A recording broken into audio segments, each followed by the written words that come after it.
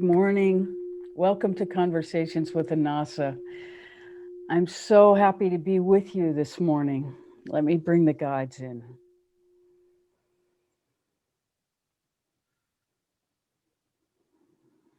So let's begin with meditation. Take your attention inside. First, just below your belly button.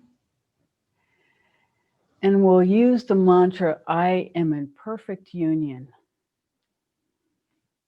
Because this is the truth of our situation. And we might as well speak to the truth from the first minute. So the way you say it is you inhale and say the mantra into the space between the breaths, because it's the in-between spaces where we find our spiritual connection. So the breath is 4 parts. You inhale, I am in perfect union.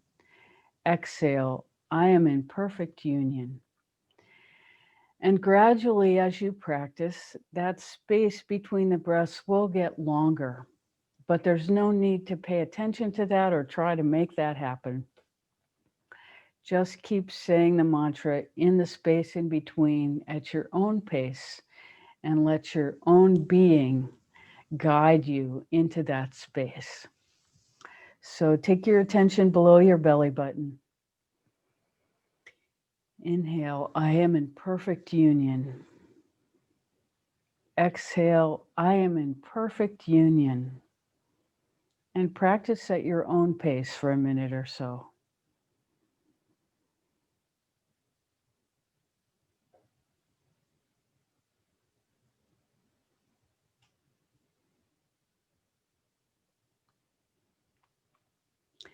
And as you do this to set the stage for your meditation, think of 3 things that you're grateful for.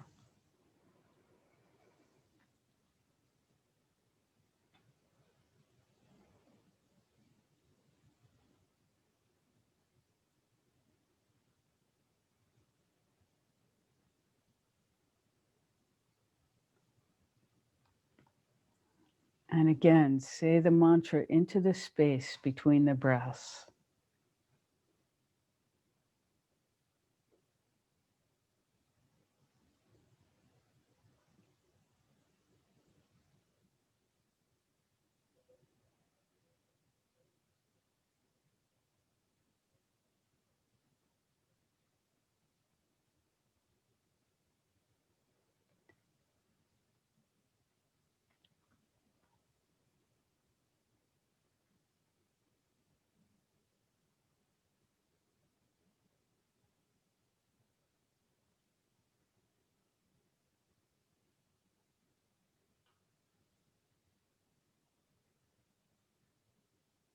When you're ready, drop your attention to the tip of your tailbone. I am in perfect union.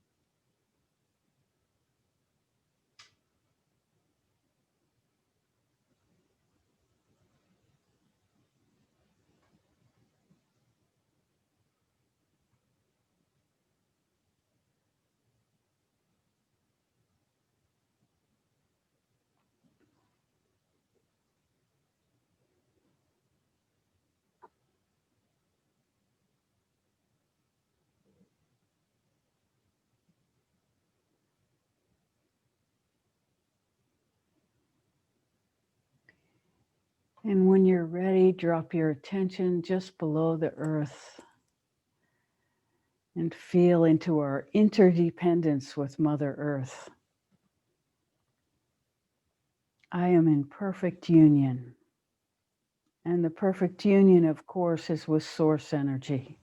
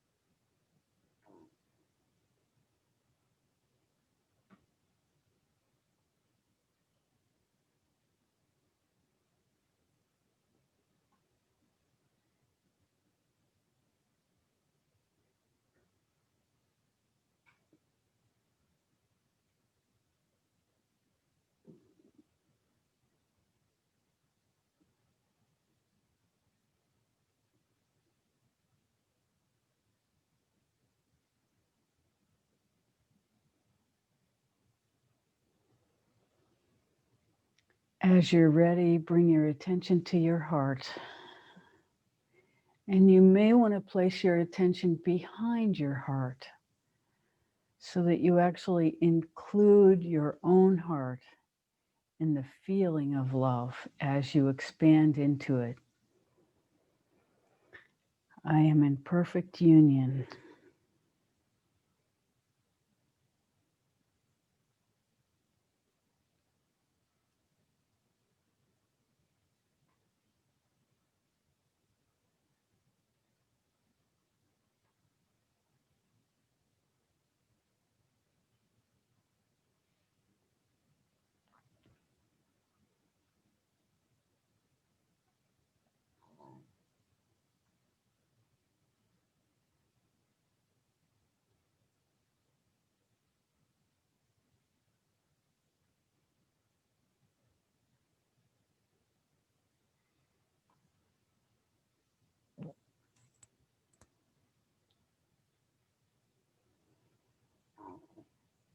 Allow your attention to come up to your throat center.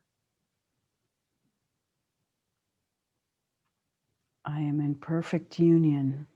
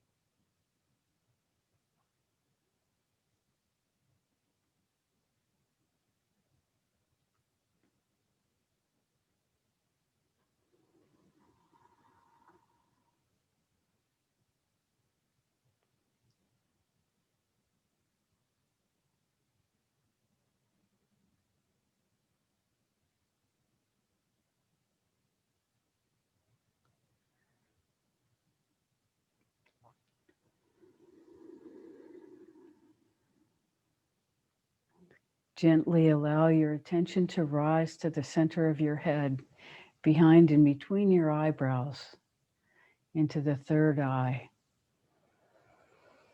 I am in perfect union.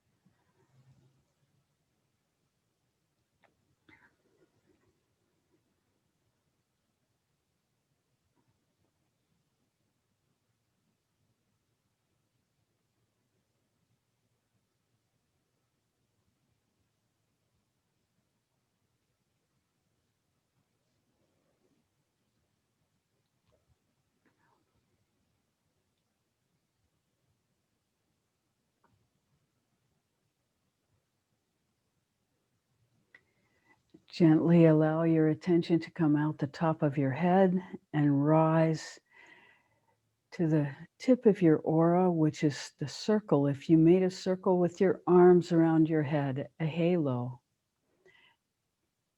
the edge of that halo is where the energy center is. Breathe into that space. I am in perfect union.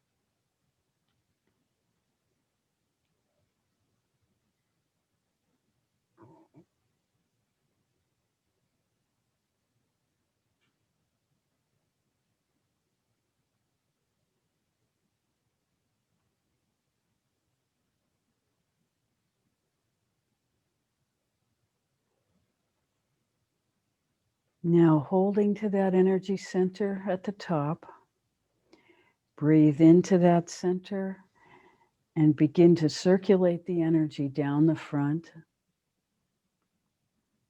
to just under the surface of the earth.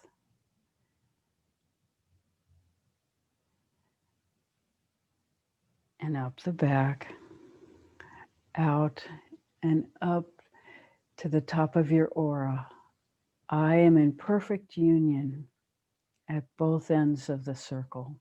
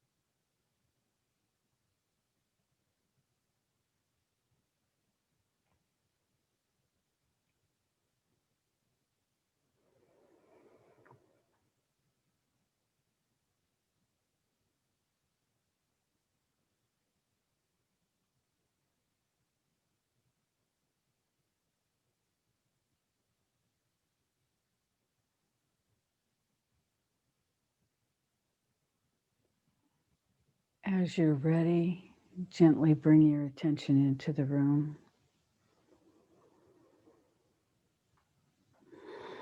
Again, feeling for the gratitude.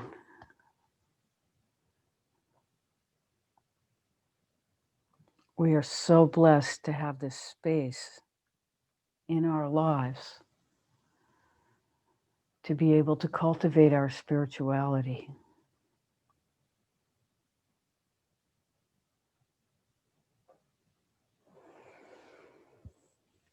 So, welcome this morning.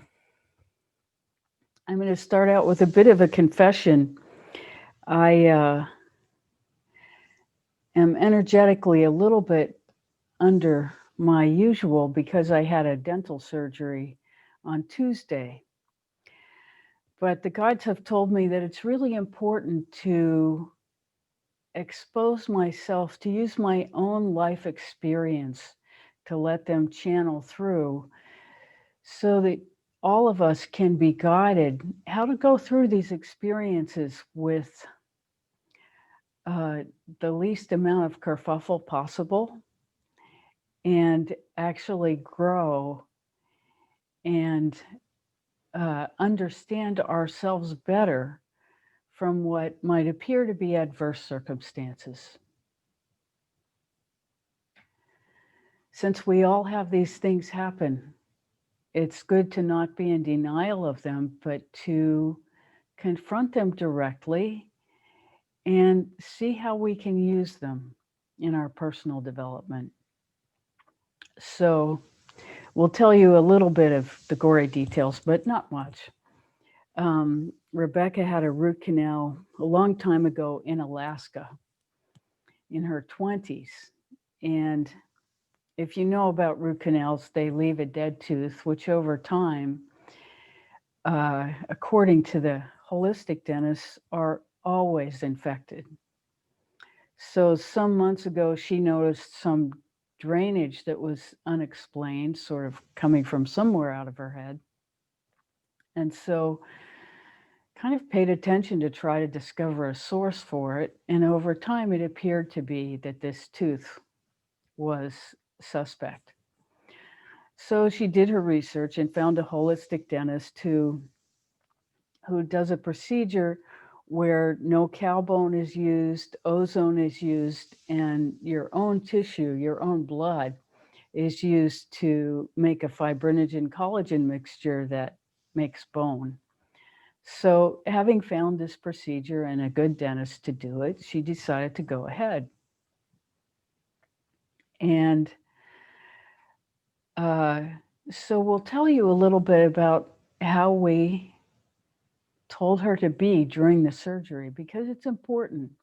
She decided with her whole being that this was something good for her body to get this source of infection gone. So during the procedure itself, which she was awake for the entirety of it, she was talking to her body, talking to the tooth, saying, please release as easily as possible, and really supporting the whole process as a physical improvement for her body and just being available for that to happen. And so there was a sense of joy that this infection was being taken away, that the whole situation was being taken care of, and that it was a gift to have discovered the perfect dentist, the perfect time, the perfect place, the perfect procedure. All of these things felt right. And so we encourage you to approach your own health care in this way, to be conscious about your decision, to be careful about choosing who does a procedure if you need something, and to be in complete harmony. Once you have decided to do something, to be in complete harmony with it so you are participating in this harmonic convergence of an event that has an outcome that you are hoping for. And so the way to encourage this outcome is to participate with your whole self in gratitude. And so sorting out how to do that from moment to moment is our task in practice, no matter what it is that we're facing, that we bring ourselves into a harmony with it. And if we can't, then we wait until we can, because that harmony is really, really important in terms of our own alignment with self. Because whenever we do something out of harmony, almost invariably we will notice ourselves doing the practice of self rejection. And so it's so easy for us to shut down. It takes work for us to open and more work to stay open. So if we understand that that openness happens in the field of love, peace, joy, and gratitude, which we are continuously cultivating, then every part of our life is an opportunity to participate in that. And just because we need something that might appear invasive or negative, we find in ourselves a harmony with it, a balance with it, so that we can participate in our highest self as this is happening, understanding that our body will go through expansion, contraction, maybe more contraction than expansion in certain phases of our healing. But understanding that and keeping our being in harmony with the evolution of this healing event. So we just wanted to share that with you because it's been our process in the last week, and we hope that it's helpful to someone. So we welcome your questions. Thank you so much for being here. How may we serve today?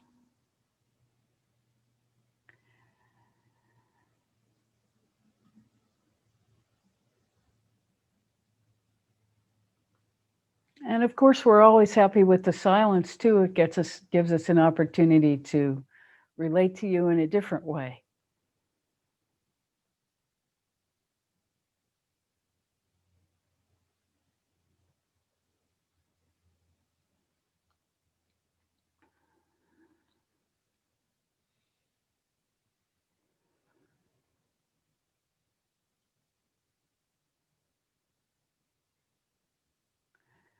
So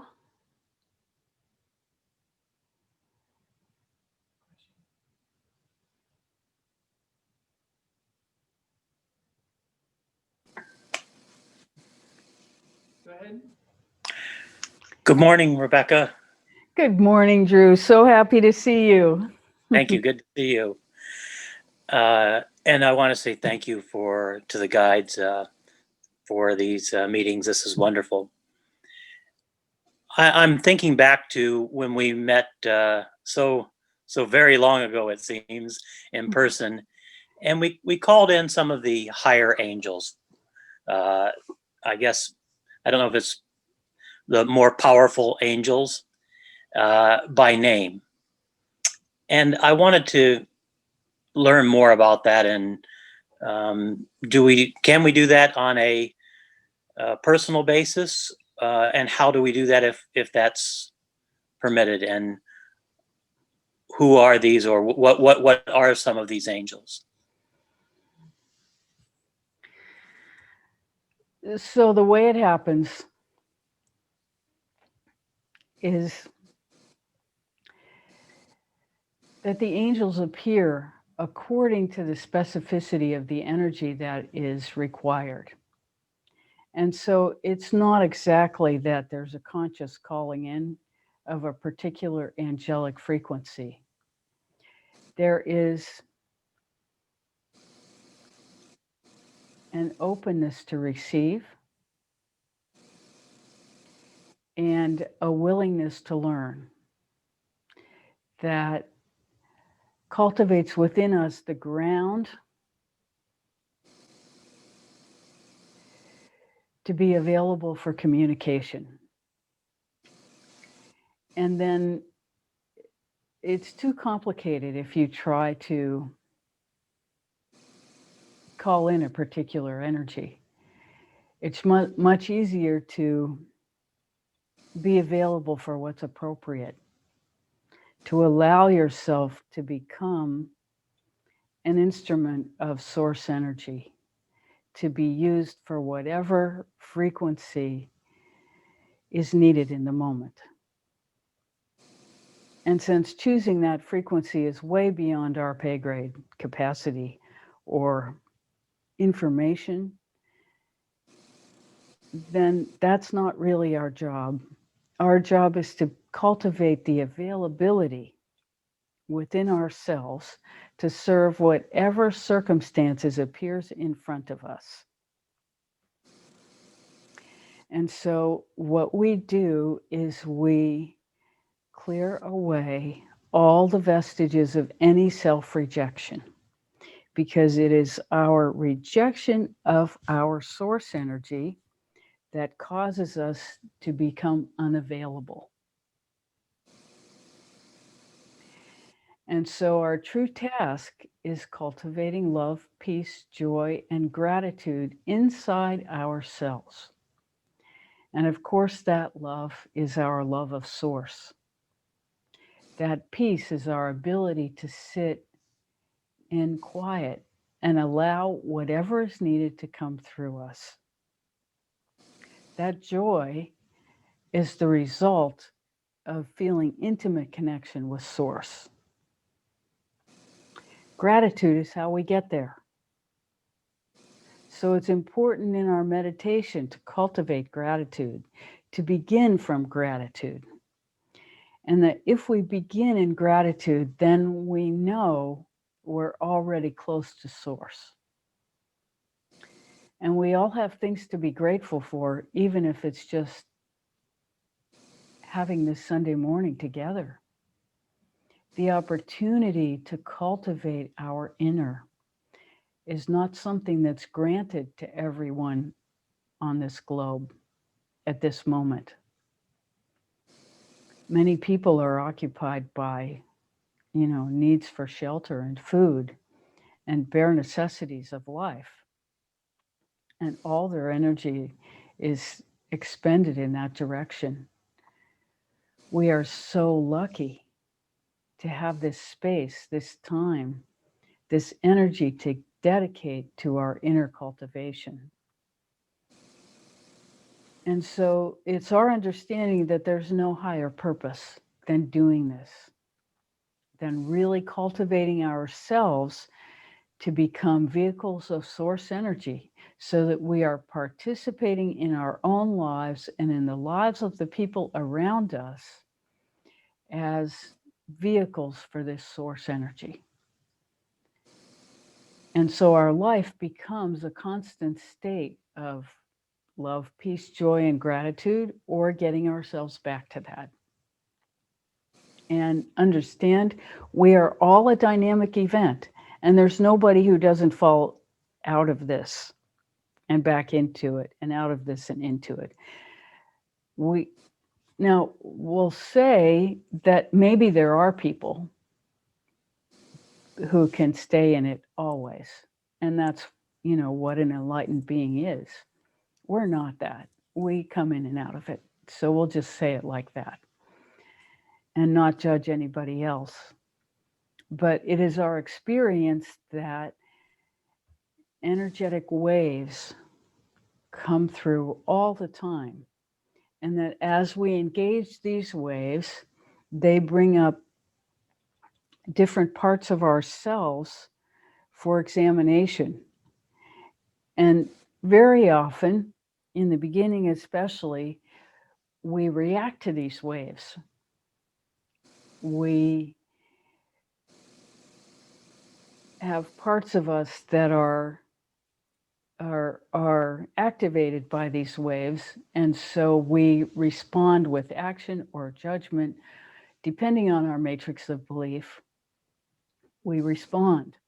And so as we work deeper and deeper in ourselves, then our matrix of belief becomes more informed by our connection to source energy itself, and our reactions change over time. So we'll just leave it at that. We hope that answers your question, Drew. It did. Thank you. You're welcome. Thank you for asking. How may we serve further?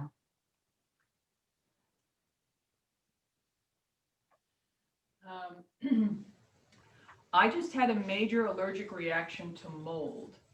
How should I approach dealing with this on a spiritual level? Well, the first thing you do is detox yourself. So it's really important that you figure out how to get over that reaction. Because as long as you're in that reaction, you're in that reaction.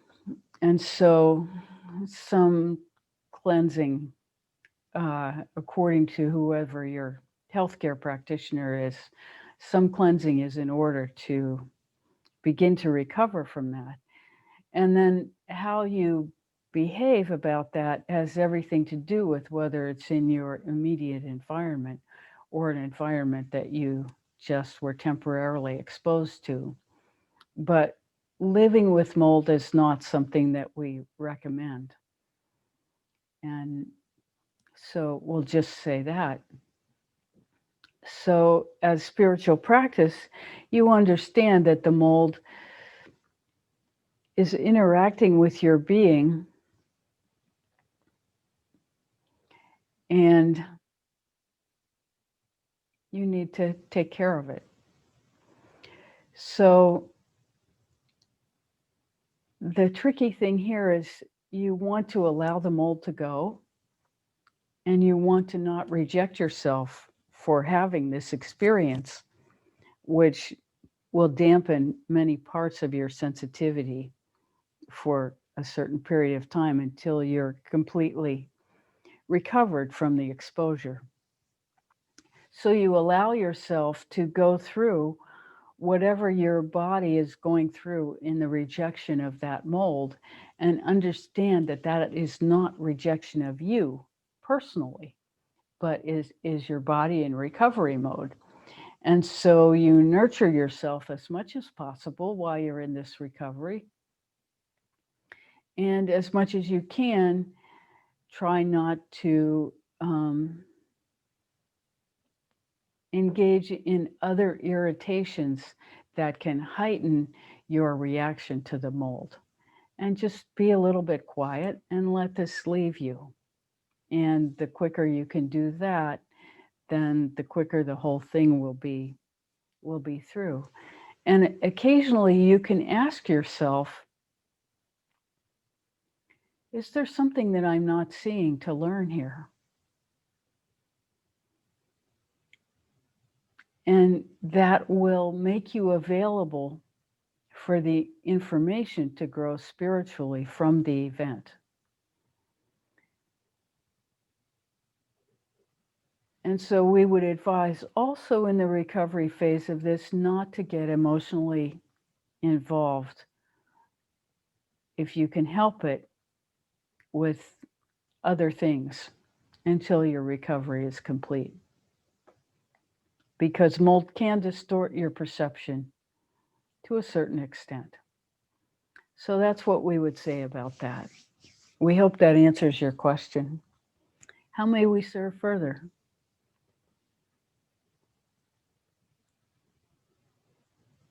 For the mantra, do I say it on the inhale, exhale, or between the inhale and exhale? Well, this totally depends on the length of your breath in the spaces between the breaths. So if you have done some work with your breathing to make that space between the breaths longer, long enough to say the mantra there, then that's where you say it. Because this space in the in-between space is really where we can drop ourselves into the awareness of source energy. And so that is one way to practice. But while you're waiting for that experience of the longer space in between the breaths, it's fine to say it on the inhale and feel into that expansion between the breaths. And again on the exhale and feel into that expansion. And gradually, you will develop the capacity to be saying the mantra in between the breaths. But there's no hurry about that. And there's nothing wrong with saying it on the breaths and just using your attention to drop into that space in between both the in-breath and the out-breath, and the out-breath and the in-breath. So it's a training process to gradually lengthen that space. And you'll notice as you practice more and more and get more and more comfortable with the fact that you can't stop breathing, it just won't happen, then you can allow yourself to be in that space without holding your breath. And that space just expands. And sometimes you might even stop breathing for 30 seconds or so without effort. And that is your being beginning to accommodate the awareness of stillness itself. And then the thing that happens after that is that you begin to feel the breath breathing you.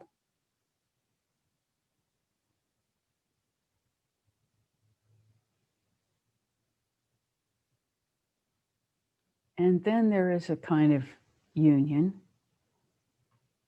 that persists, whether you're inhaling, exhaling, or in the space.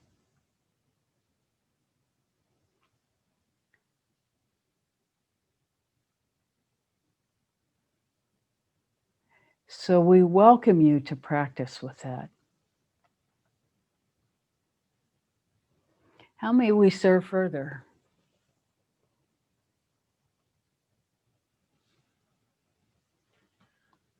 We've talked about the fourth and fifth dimensions. Would you address the nature of the dimensions between 5 and 12? We would love to if we had language for it. Sadly, human language is limited by three-dimensional awareness. As quantum physics and the knowledge of quantum physics expands and becomes available to the average human being, fourth and fifth dimensional language will and are becoming more common.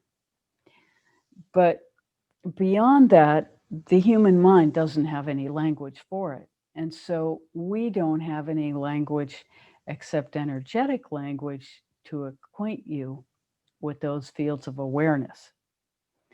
And so again, we return to the idea of meditation. And not the idea of meditation, but the experiences available in meditation.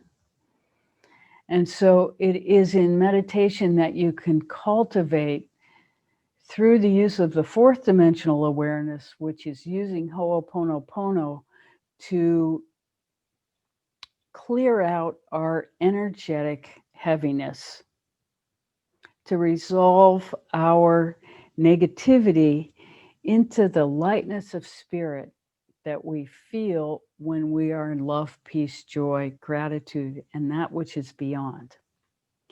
So as we cultivate that experience in ourselves and the density begins to fall out through our work with Ho'oponopono, it is our feeling state that allows us to attract higher dimensional experience. And so we'll go back to Drew's question about angels and how to work with angels. And we'll say that these higher energies become available to us as we become available to interact with higher frequencies ourselves by releasing the heaviness of our undigested experience. By doing Ho'oponopono, whenever any negativity arises, we clear our being, we clear our own energetic field to be available for these higher energies to work with and through us. And so we're here to tell you that Rebecca is not necessarily a special person. Every person has the opportunity to cultivate this in themselves and become a vehicle for higher energies, for source energy to come through and help to elevate the entire human collective into the fifth dimension. And so this is our task. Everybody on this call, this is the task of humanity at hand, is to elevate the frequency that we live from, include everybody that we interact with in that frequency and in that practice of elevation, if they are available. And we've talked a lot about knowing whether you're relating to a 15% person who is really aware of themselves as an empath and able to clear their own energy, or if you're working with an 85% person, which is the 85% of the population that has no use for spirituality, although that percentage is probably getting smaller as we speak, because people, when they're in crisis, like COVID, they start to look inside. And this is a very, very good thing. And so our whole culture is doing this. And it's part of the reason that humanity keeps getting put on downstay, is so that we be quiet and we feel into ourselves and begin to cultivate this awareness of love, peace, joy, gratitude, and that which is beyond, which is what we're truly made of. And the more we cultivate that in ourselves, the happier we become, the happier everybody around us becomes, and the more our life experience becomes something that we wake up wanting to participate in every day, regardless of what is going on around us. Thank you so much for that question. How may we serve further?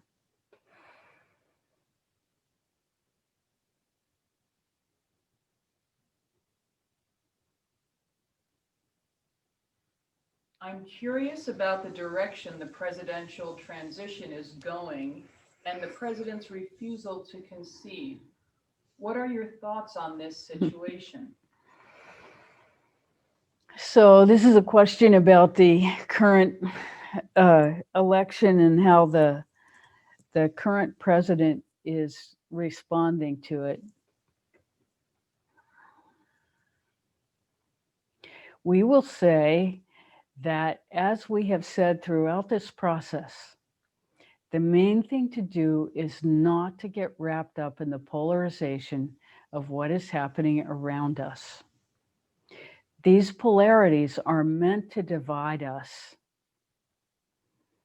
And it's much more important for us to concentrate on what we have in common, which is our source energy, and to be that, to become that, to focus on that, because in every interaction that we have with other people, we can begin to ground them in that realization, in that awareness, if they are available to it. And other than that, we don't really bother about it, because it's driven by a lot of factors that we have no control over. And what we do have control over is ourselves. And that's all we have any control over. And that's plenty. You know, managing ourselves on a day-to-day basis is really a full-time job. It takes a lot of work to bring ourselves into love, peace, joy, and gratitude over and over and over, no matter what happens. And it takes a kind of internal honesty and integrity that really takes practice. Because you really have to decide, this is important to me. I'm going to pay attention to the waves that flow through me and interact with them in such a way that they serve me and everybody else. This is a very conscious thing that we decide to do, and it involves every part of our being all the time. And the more attention we give to it, the better we get at it, and the more results we see in our lives every day. And we have to be careful, because as we begin to develop certain expectations about it, then when that doesn't happen, we can't allow ourselves to judge ourselves and shut down. So there's always this coming back to self-love, no matter what happens, no matter how much it looks like failure. It's life telling us that maybe we could have done this differently, and that's okay. We all make mistakes, and we have to allow for that, because we have to have a life and a spiritual practice that allows us to be human. Otherwise, we're stuck in self-rejection all the time, or denial, which is part of the same thing. So this is a living practice that we allow ourselves to experience whatever it is we're experiencing. All parts are welcome. Thank you for that question. How may we serve further?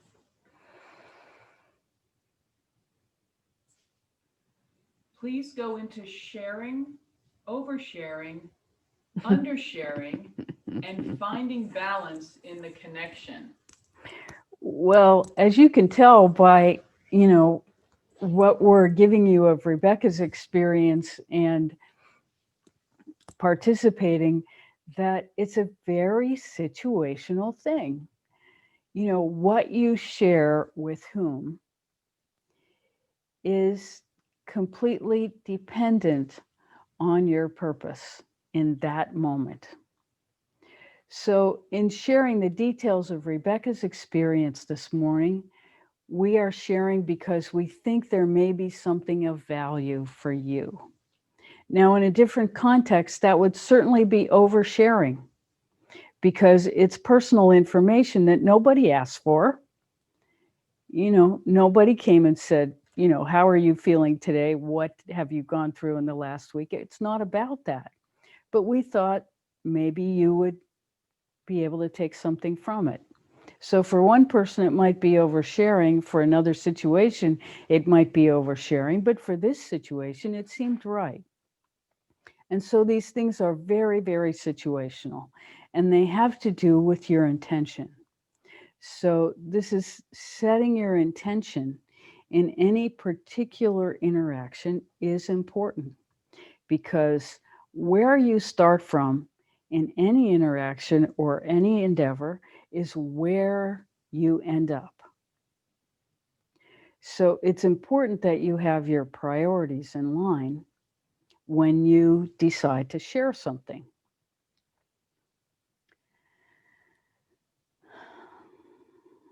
Do we have more to say about that? So tell us again, there was oversharing, undersharing, and sharing itself. And finding balance in the connection. Finding balance in the connection.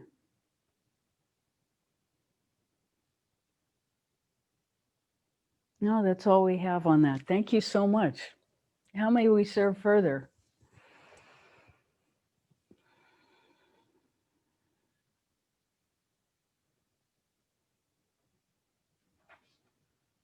I would like to apply what you initially shared to an upcoming hip surgery when I will be anesthetized. So no real question, but just Yes. So as you approach your hip surgery, first of all, this hip surgery is something that you are going into because you want your mobility to be completely increased and your pain level to disappear. This is why you're doing a hip replacement. These are the two major reasons anyone would do it. So you talk to yourself about that outcome, and you harmonize your approach to the surgery with the idea, first of all, that you're going to be as strong as you can be going into it so that your recovery will be easy. So you want to make your body as strong as you can. Now, we know that anybody headed for hip surgery has limited mobility just by definition. So you work with what you can. You work to strengthen your upper body. You work to have your diet and exercise in the best that it can be as you approach this surgery. So you do that, and you talk to yourself about the alignment. Okay, I don't want to be awake during this because I don't want to experience the pain of it. A hip replacement is a big deal. And so you are completely in agreement with being anesthetized. And then you have complete agreement with whatever the healing process is. You have chosen your doctor carefully, so you have faith that this is going to be a procedure that this person does all the time. They do hundreds of them. So you're just going to be one of those that has a beautiful outcome. And so you're in alignment with that. You learn as much as you can about what to expect as you come out of the anesthesia and begin your recovery process. And you understand that you're going to be moving as quickly as you are able. You will be up and around. Most people, they have, moving at some point, even the day of the surgery and the day after. And the mobility begins to increase from there. So you have yourself in alignment with this beautiful recovery. And you understand that anything that happens along the way is something for you to learn from. And you allow yourself to rest when appropriate and to push yourself when appropriate and to back off when appropriate. And you learn about how it is to be in this situation of your recovery, and you try to stay in alignment with it as best as you can and view the whole thing. I mean, how lucky that we can extend our mobility by actually replacing joints. What an amazing technology we have available to us. And so you celebrate that in yourself as you approach this event, and you stay in alignment with it. That's our advice. Thank you for asking. How may we serve further? Dina wanted to mention that when you talked about being grateful before, that she's very grateful for this time together. Oh, thank you so much. We're grateful to have you here.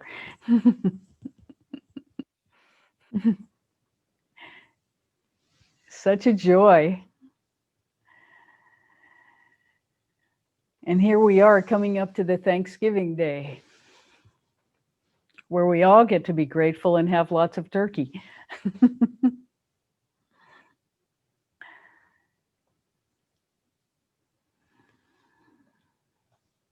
My niece was diagnosed with fourth stage esophagus cancer this week.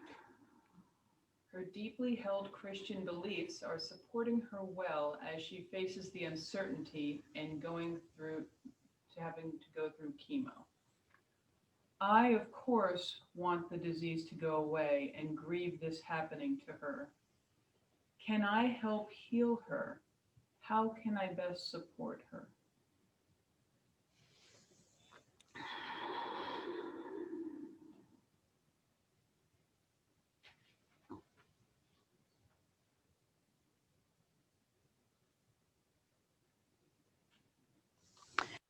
So, being with a loved one when they have a very severe diagnosis,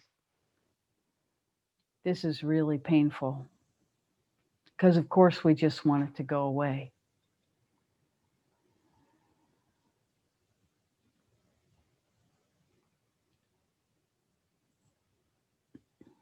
So, how do we support this person? Well, you understand her belief system. So, this is not a time to challenge anybody's belief system, but to be in alignment and support of it. And so, this is a time to be available, but not for our agenda, for whatever agenda is needed for this person. And so we just be available and we watch and we see how we can support. You know, maybe we can help with the meals for the person around. We don't know what the situation is, but maybe there's a way we can help the family. Maybe there are things we can do, like go with the person to their chemo or whatever their ride situation is. Maybe we can help in that way. Maybe we can just be a friend and be available when they need to talk. And our job in that case is to listen, to really listen. And if something is wanted that we can share that is helpful, great. If not, we just listen and we support with our listening. We don't try to make anything happen. We just be available. As far as healing others, that has everything to do with our own capacity. And for each of us, that's different. And so the healing may be just allowing the person to be themselves around us. Sometimes that's the most healing thing we can do, is to just be reflective of our love and allowing for them to go through whatever process they may not be able to share with others. All parts are welcome, not only in ourselves, but in other people as they go through their own evolution. And so the important thing is to have respect, number one, for this person's own ideas of what is going on, to honor their viewpoint, not exactly try to change it to ours. That's not very relevant in this situation. And if they have questions, we answer as honestly as we can from the depths of our heart. But we hold as love and respect our two critical values in this situation, is that we offer support in whatever arena we can see to successfully give it. And then we love them with everything we have. And that means that we accept them for who they are and what they are going through, and we be there by their side as requested or as we are available to offer what we can. So we know we didn't give much concrete information, but this is our attitude toward that situation. We hope that answers your question. How may we serve further?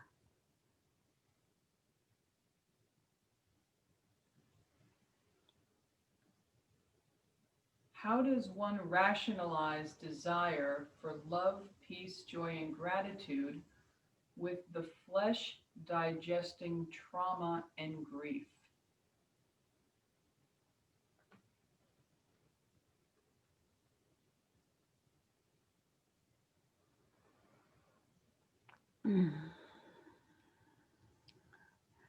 Trauma and grief. So the question is, where do we find the love, peace, joy, and gratitude when we're going through trauma and grief? So the first thing we do is we welcome the trauma and grief. We don't exactly welcome trauma, but when it happens to us, we allow it to be present. And as we do our inner practice, when you have two feelings like this, trauma and grief, you feel into them both and they're intertwined. But in the moment, you will feel that one is stronger than the other. And whichever one is stronger, we'll say trauma. You invite the trauma to become present in your field. And you become aware of where you feel it in your body. And often it will be felt as pain, if not physical pain, then emotional, psychic pain. And so you allow that pain to be present. Hello, pain, I see you. Here you are. You are welcome. And you begin to say Ho'oponopono into that pain. I'm sorry. You're saying I'm sorry to your disconnection from source energy because of this pain. Please forgive me. You are talking to your own source. As you begin to experience some connection, thank you. If you haven't yet experienced that connection, that reconnection, then you affirm your love for Source. I love you. As you feel for that connection. And then thank you, because you know you are entering the experience of reconnection to Source. And you can continue saying these 4 phrases in whichever order they come. This is your practice that you have cultivated. And when you are in trauma, pain, grief, suffering, this is when these practices really come to fruition. Because we embrace our grief, we embrace our trauma, we embrace our drama around the trauma. We allow all of it, all parts are welcome. We can separate them into individual feelings that we deal with, and we understand from our own experience that the closer we are to this trauma and grief, the more overwhelming it becomes, especially initially. So we allow that. We allow ourselves to be flooded by the grief. We allow ourselves to completely experience it. And then as we move through that process, we begin to see how we can gradually embrace ourselves in a way that says, okay, I may feel grief now, but I have to go to the bank. Grief, I can be with you in 2 hours. and then we'll celebrate each other and work through this.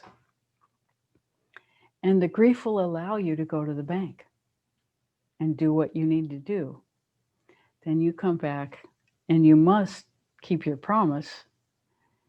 Hello, grief, I'm here. Let's be together. I'm sorry. Please forgive me. Thank you. I love you. We say to our deepest self as we allow ourselves to experience that which must be experienced. We do not deny any experience or any reaction to any experience that we have. All parts are welcome. And we treat ourselves with as much love and respect as possible as we go through this process. And we be careful to be aware of any tendency of self-rejection because we think we shouldn't be experiencing this in a certain way, or we think we should be able to do it better or faster, or whatever our matrix of belief is that causes us to reject ourselves. We embrace that experience totally. We allow ourselves to call out ourselves as a failure and bring ourselves back to love, peace, joy, and gratitude as regularly as we can, understanding that this love, peace, joy, and gratitude can exist simultaneously with trauma and grief. And that is called equanimity. And it's a possibility worth striving for. Striving isn't exactly the word. Allowing is the word. As we allow ourselves to be who we are in this moment, which may be pure grief, as we allow ourselves to experience it, we can also be aware that we are connected to source energy. And that's what has allowed this experience to happen in the first place. And that our life here is to experience all of it. And all parts are welcome, always.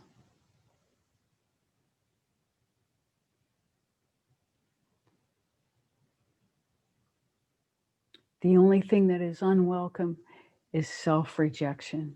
And so our vigilance is to hold that love and respect for ourselves at all times. Thank you so much for asking this question. How may we serve further?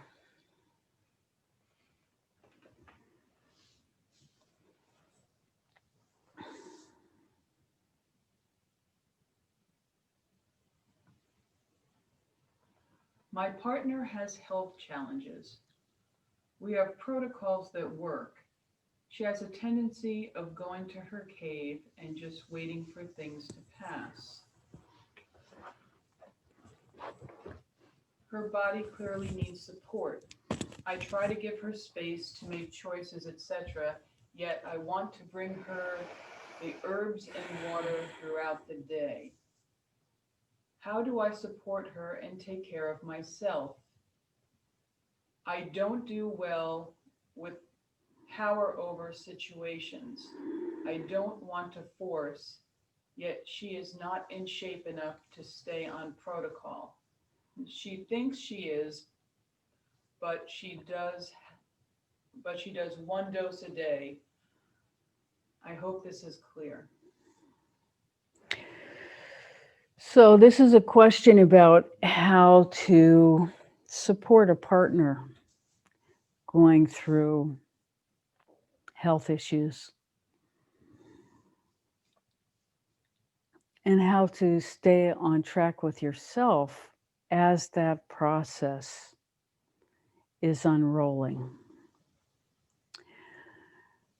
So, first of all, we give great credit to your willingness to participate. And, you know, all relationships are work, and they're different kinds of work at different times. And to decide to be at a partner's side when they are going through a health crisis is a magnificent decision. And it means that you are willingly putting yourself in the path of fire for the times when they decompensate, which is you become the safe person to decompensate in front of. And so in acknowledging that, you give yourself credit. I've decided to take this on. So when they're down moments, they're going to be there, and that's okay. I've decided I'm okay with that. So then you, first of all, love and respect yourself. So you make sure that your own protocols are in line, that you know exactly what you need in a day, and that you get that, because that is not expendable when you're taking care of somebody else. Because if you do that over a period of time, you're going to come up short. And that's not what being a caregiver is about. Being a caregiver is about learning the parameters of self-care and caring for another. It's really about that. Two things. So you cannot abandon your self-care, ever. Now, there are times where you will make a choice that this person's care is more important than your rest in this moment. But that is a rare thing to do, not the global approach of, okay, I'm going to give up my life for this person until they're well. That may not be the healthiest thing to do. So there's that. And then there's just keeping your balance. And there is something to rewarding good behavior and ignoring bad. Because people, when they're going through extreme transitions in themselves, physically, mentally, emotionally, they decompensate, and that has to be allowed. But there can be boundaries about that too, carefully placed and very consistently.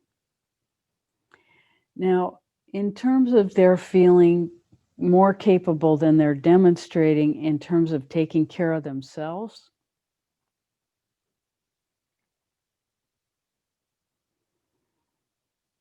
it's tricky. Love and respect is always your guide. You know, where is the line between actually control and support? So support means making things available and easy to get to. Control is saying, you must do this now. And so you just walk that line. You walk that line as carefully as you can, and it will change from day to day and week to week. And you just do your best. All you can do is your best. And you get better at it over time. You get better at taking care of yourself and better at supporting them. And they're going to get well. So, and then the whole dynamic is really going to change. And then it will be a different thing. But that's definitely going to happen. They're getting well. So you are in support, and it's a temporary situation. This is not a forever situation. So we hope that's helpful. So much love and respect. Thank you for your question. How may we serve further?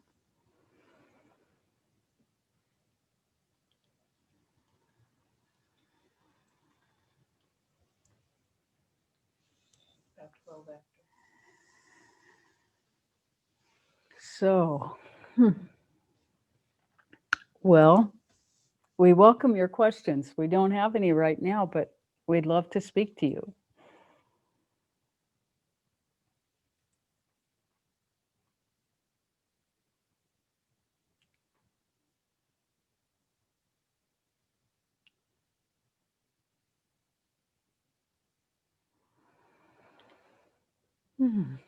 So, let's go to meditation. So, take your attention inside. It's just such a joy to be with you. We have to tell you, it's so much fun for us. So, take your attention inside and breathe into your heart center. I am in perfect union. And you feel for that union through your entire being, from the top of your aura down through your toes and into the ground. And you breathe from the top of your being to the bottom of your being and back again as you say the mantra, I am in perfect union. And we're going to stay present with you through this meditation. So it's fine if your eyes are open or closed, nothing is required.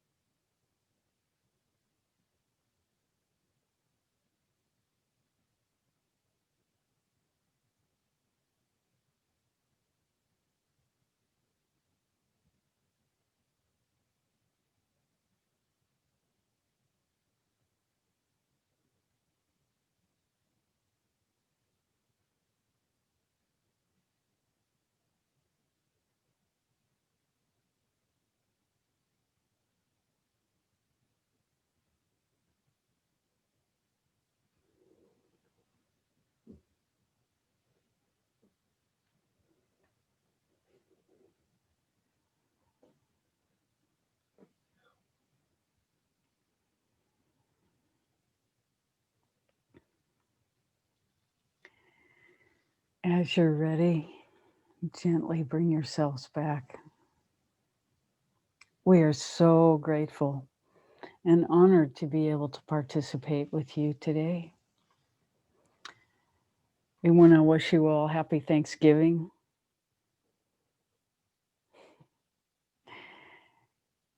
And we celebrate our time together so much.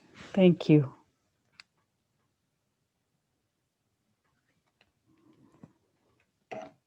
Till next week.